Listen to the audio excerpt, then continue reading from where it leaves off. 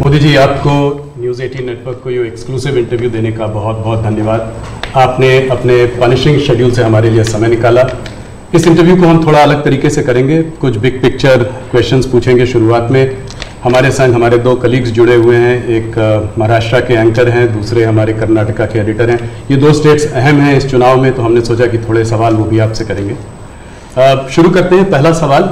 सबसे पहले तो आपको और आपके सभी दर्शकों को मेरा नमस्कार। और मुझे अच्छा लगा कि आपने अपने साथ कर्नाटका और महाराष्ट्र को भी जोड़ दिया है, तो इस प्रकार से आपने मेरी मदद की है, वरना तीनों को अलग अलग इंटरव्यू देता तो शायद मुझको और ज़्यादा टाइम देना पड़ता।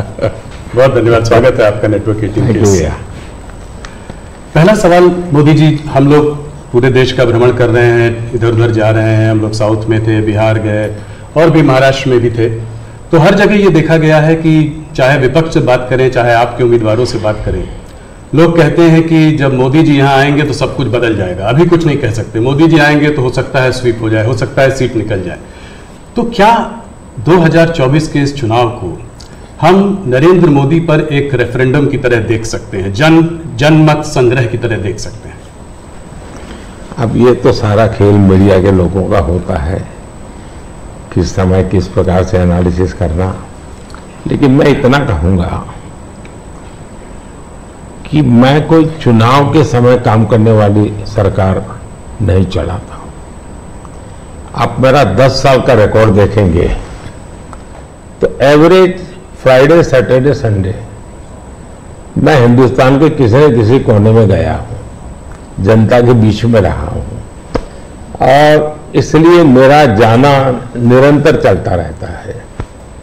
और चुनाव में मैं मानता हूं कि लोकतंत्र का उत्सव ऐसा है कि सभी राजनीतिक दलों का कर्तव्य है कि ज्यादा से ज्यादा लोगों के बीच जाएं, जाकर के एक प्रकार से प्रशिक्षण का काम होना चाहिए, संवाद होना चाहिए, विचार विमर्श होना चाहिए।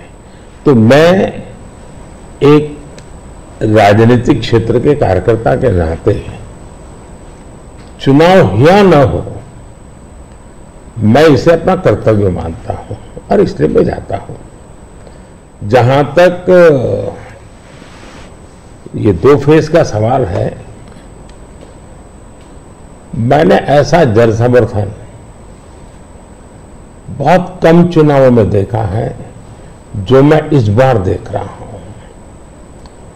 एक प्रकार से चुनाव जनता जनार्दन लड़ रही है, सुशासन के लिए लड़ रही है, अपने सपनों को साकार करने के लिए लड़ रही है।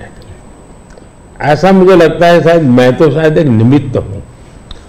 इस बार मेरा जरा ज्यादा उत्साह है लोगों के बीच जाने का, और पहले के तुलना में शायद मैं ज्यादा बार जाना भी चाहता हूं, इसलिए कि जो जनता जनार्दन इतने उमंग और उत्साह के साथ इतनी बड़ी जिम्मेदारी उठा ली हो, तो वो जनता जनार्दन को जाकर के उनको प्रणाम करना, नमन करना, उनका आशीर्वाद लेना, ये मुझे अपना कर्तव्य लगता है। और मैं देखता था जो फर्स्ट राउंड हुआ, तो मैंने किसी दोस्तों को कहा था कि पहले राउंड में ये हमारे खिलाफ जो लोग मोर्चा लगा करके बैठने की कोशिश कर रहे हैं, पहले राउंड में वो पस्त हो गए जी। और कल मैंने देखा दूसरे राउंड में ये ध्वस्त हो चुके हैं। यानी पहले लोगों ने पस्त कर दिया, अब ध्वस्त कर दिया।